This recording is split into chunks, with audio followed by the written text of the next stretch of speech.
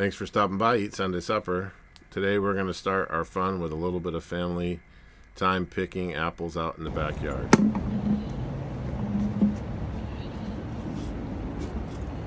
He's so excited. Look at it, we're going to pick apples. We got our little apple picker here. John, you want to do it? Take it. Okay. Okay. Oh, sorry.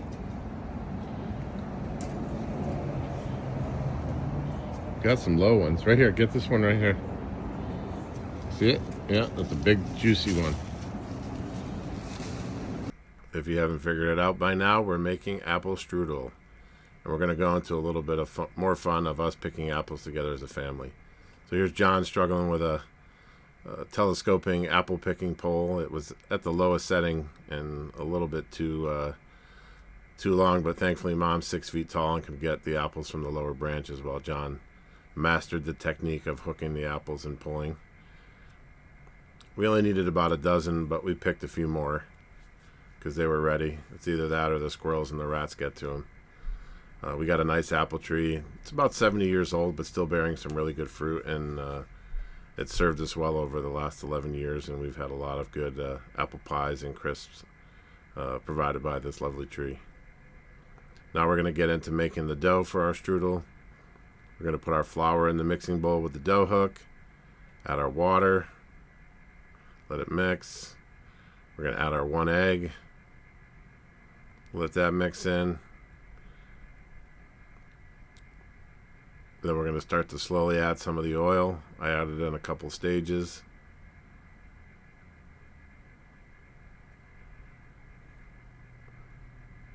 Let that mix in. And then you see I'm getting ready to go in with a little bit of white vinegar.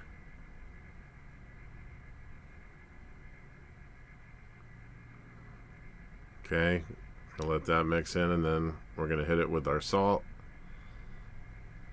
Let that finish mixing. Now we got a nice smooth dough after a few minutes. We're going to take it out of the bowl and let it rest in a greased stainless steel bowl. Glass is fine, plastic, whatever you got. I like to use a little pan spray. You could use a little oil if you wanted. I put a little on my hands so that it doesn't stick.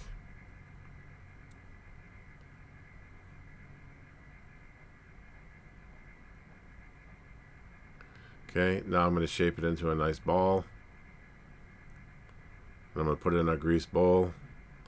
And I have a affinity for these disposable plastic hair nuts. I like to use the plastic hair nets for covering bowls. And now it's time to prep the apples. So we're going to peel them. And then I got some help from John. I told him be careful, and he told me he knew what he was doing, and I said, well, you could get cut from an apple peeler, and lo and behold, he did nicked himself just a little bit here, but he's doing fine, and he finished peeling all the apples. There, he got him, bit him right there. Oh, he's looking at me. I think I got myself. But, you know, we talked about respecting your tools and going away from yourself, and he was fine. He finished peeling the apples, and then I cut them all up into big chunks, not too thin because I wanted them to keep their shape and texture. And it's okay if you got a little bit of brown spots. We're going to bake them anyway.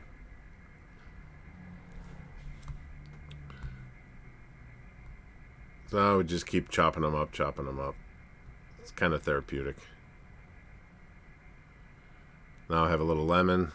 I'm going to take the juice out of it, 1 lemon. This is one of my favorite gadgets we have in the kitchen. And then I just pour it over. Strain out the seeds. I like salt, so we put a little salt.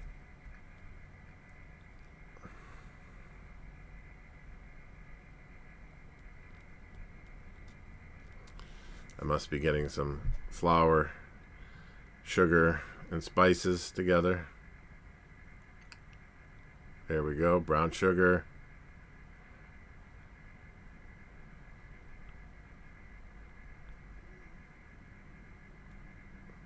Come in with some cinnamon.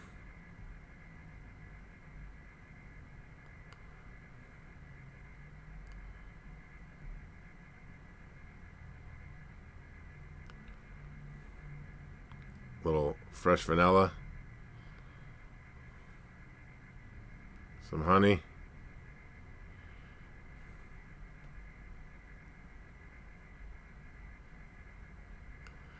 Yeah, a bigger bowl would have been nice.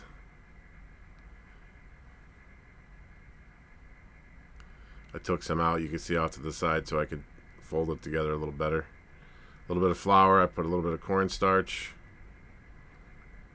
So when the apple juices start to come out, they thicken up and they don't make the crust soggy.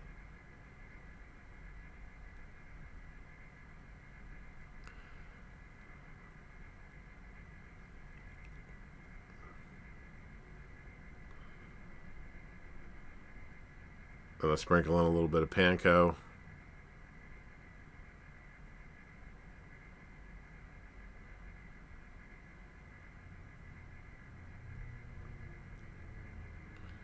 Now we'll melt the butter over a low heat so that we can brush it onto the dough once we stretch it out.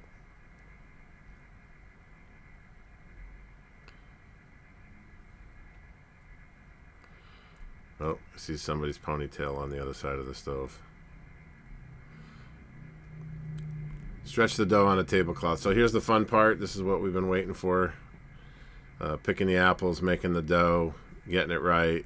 Now we take a tablecloth, a little bit of flour. The size dough I did for this recipe is only 1 times. So if you want to do it 2x, you'll have a bigger piece of dough. You'll just have more layers. It was fine for the size strudel we made. So I put the dough on the floured surface. I roll it out a little bit. Just try to get it started on the cloth. John was eager to get involved. Start to go like So this. then we started talking about how to Underneath with your hands. And pull put your hand gently. under it and spread your hands Yeah, apart, a and little bit slow. that's how we Like this. stretch You it. put your hands together and then you pull it apart a little bit. He kept saying, I know. I don't know. You must get that from me, maybe. But this is fun. You can see his Band-Aid on his thumb from his You little gotta be careful nick because you can. from the apple I like to peeler. use the back of my hand like that. Go like that. Can I do this side? Sure. This takes a little bit of Turn your time, but hands this the is other way. fun. And it was a great experience to do with John. Yeah. To talk about it, Yeah. tell him to be gentle.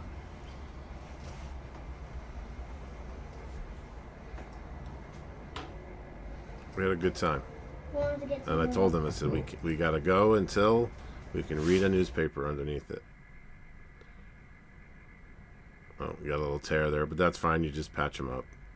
No big deal.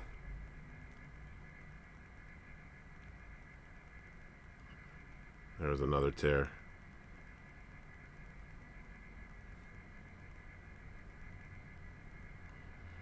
We just keep working it slowly, corner to corner.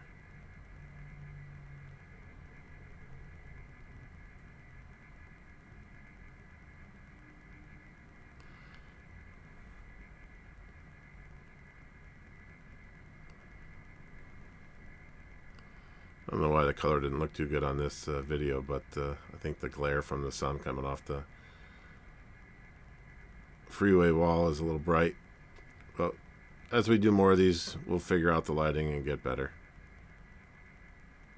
For us, it's just great to share this with our son and our friends and anybody else who feels so inspired to go ahead and start some traditions with their family.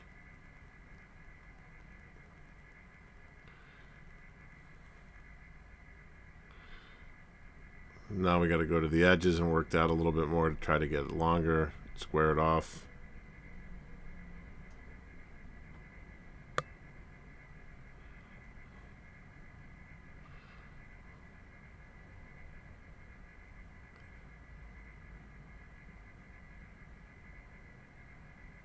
Another tear.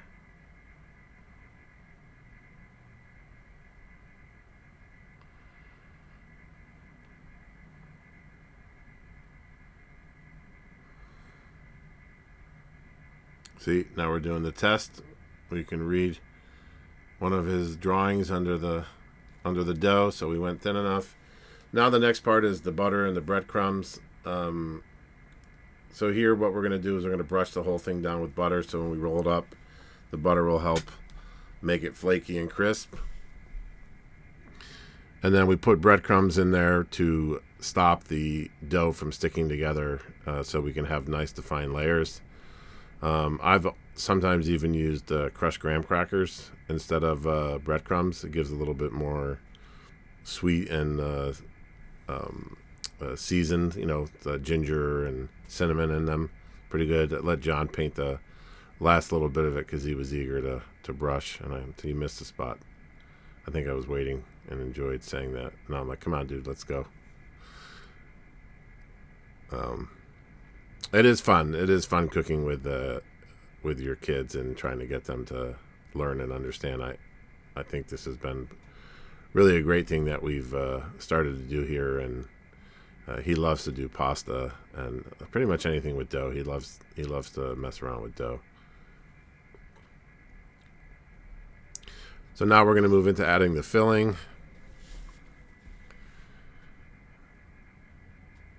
Okay, and then we're just going to put it on the edge. Oh, the marketing department just took their phone in there for a shot. Oh, here we go again.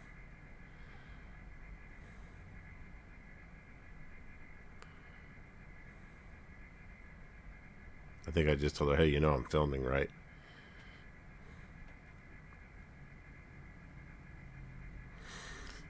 Listen, we use gloves for raw meats and some things like that, but truth be told, like chefs use their hands. We wash them a lot.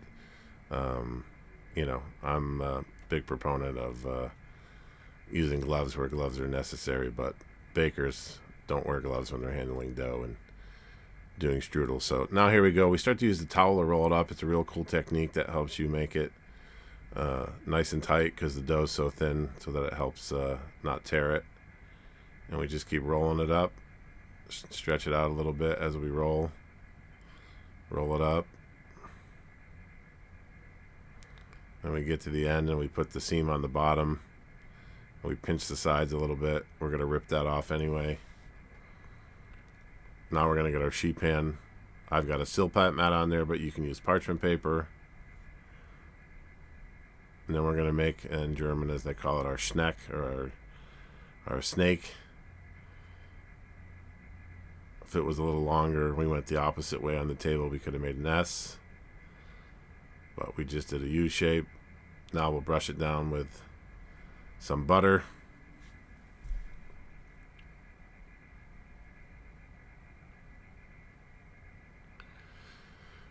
We're going to paint it up nice here with the remaining melted butter.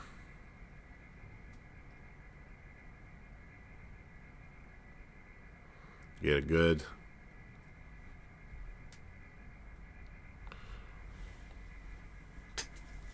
We're going to finish before we put it in the oven by sprinkling it with some granulated sugar. Just a little bit, not too much. We're going to put it in the oven and bake it. And then once it comes out and it's golden brown, we're going to let it rest for about an hour before we serve it, so the apples have a chance to set up. I made some creme anglaise. I'll put the recipe on the website. I did it sous vide method, so cream, eggs, sugar, vanilla bean in the jar, mason jar with a lid, and put it in the immersion bath. It's awesome. It's a great process. If you have an immersion bath, I highly recommend you make your creme anglaise that way. I just did a little smack the spoon on the plate.